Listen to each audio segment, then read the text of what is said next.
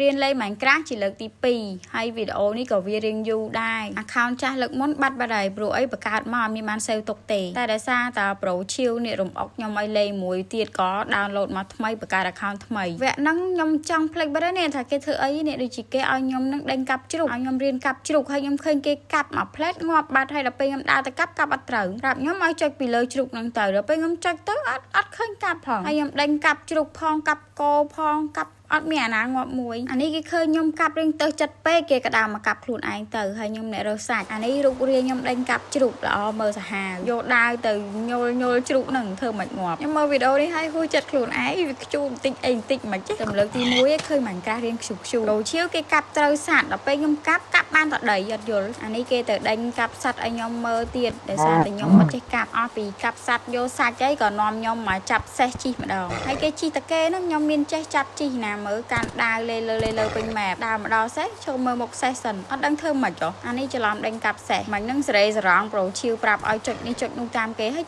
ជីរបូតសេះហ្នឹងអូយវល់សាហាវនិយាយទៅនេះបើសិនសូមប៊ីដេញវិញខ្ញុំមិនដឹងរត់ទៅណាទេអាសេះហ្នឹងគេចាប់យកមកជីសខ្ញុំច្រឡំទៅកាប់វាយកសាច់អីគ្នាឡើងផ្អើលបាទឡៃនេះវិញដើរប៊ីធ្លាក់ជ្រោះអត់ទាន់ចេះកាប់សត្វដល់ឃើញសត្វនៅណារត់ទៅរកកាប់ប្រូឈៀវហើយខ្ញុំមកកាប់សត្វគោហើយខ្ញុំនេះមកដល់ឈោមើលមុខគោហើយខ្ញុំហាក់មកកាប់គេមកកាប់ដែរត្រូវក្បាលខ្ញុំភុះ